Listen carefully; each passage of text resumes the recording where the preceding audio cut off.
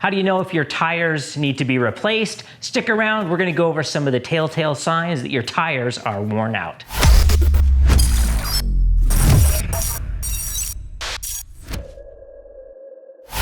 Tires are one of the most critical components keeping us from landing on our head. There are many factors that contribute to a tire being worn out, including the most obvious.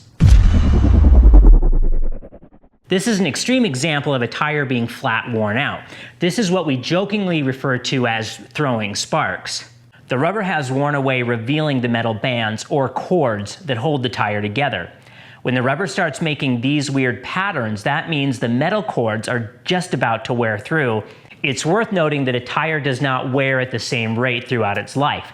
As the rubber becomes thinner, the tire actually wears faster. Like car tires, motorcycle tires have wear bars. When the tire wears down to the point where these bars are level with the rest of the tire, it's time to replace it.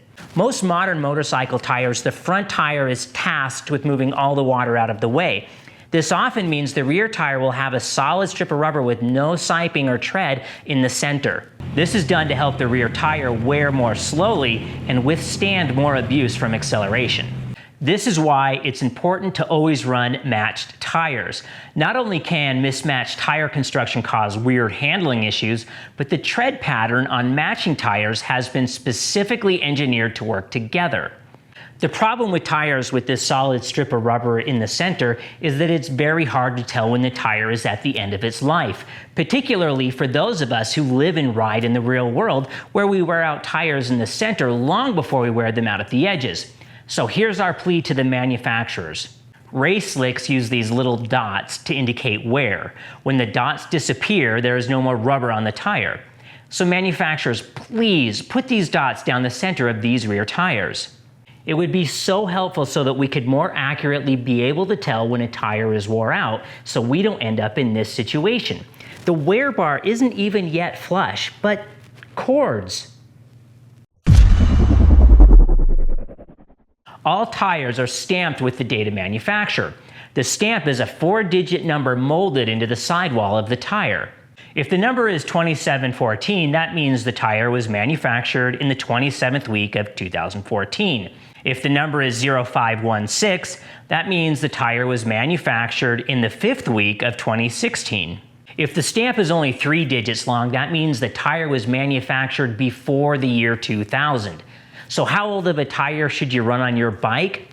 Don't confuse the manufacture date with the sell-by date. Most manufacturers recommend the tire be sold before the tire is 5 years old. When you're buying tires, it's good to be mindful of the age. A tire that's 3 or even 4 years old is fine. But also pay attention to the age of the tires on a used bike that you may be considering. If the tires look great but were manufactured 10 or more years ago, you'll probably want to add the cost of new tires into the price of the bike. Here's the thing. As rubber ages, it interacts with the air in the atmosphere, causing oxidation. Oxidation causes the rubber to harden and become brittle. The rubber will wear away much more slowly, but will offer significantly lower levels of grip. Oxidation also shows up as cracks or checking on the sidewall. Cracking on the sidewall or in between the traction blocks indicates severe oxidation, and it's a sign that the tires should be replaced. Which brings us to the third reason why a tire wears out. Heat increases the rate of oxidization. So if your bike lives in a hot garage or you live in a hot environment, your tire will lose its grip more rapidly because the heat accelerates the rate of decomposition of the rubber.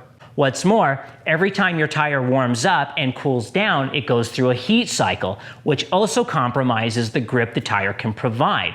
When a tire has gone through so many heat cycles that it can no longer provide adequate levels of grip, that tire is baked out. And not all tires deal with heat cycles the same way. A race tire or even a DOT race tire that can withstand extreme heat punishment on the racetrack may only be able to withstand 2 or 3 heat cycles before the level of grip is significantly diminished. While a sport touring tire may not be able to withstand the abusive punishment and heat like a race tire can, it can typically survive a lifetime of heat cycles from normal riding stresses before grip decreases.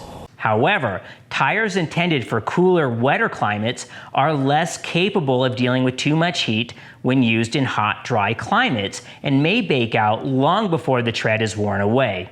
This is part of the reason racers and track day riders use tire warmers, not only to keep the tire warm and grippy, but to reduce the number of heat cycles that tire will have to endure.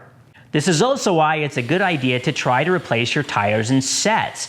Your front tire is going through just as many heat cycles as your rear tire and is baking out at the exact same rate.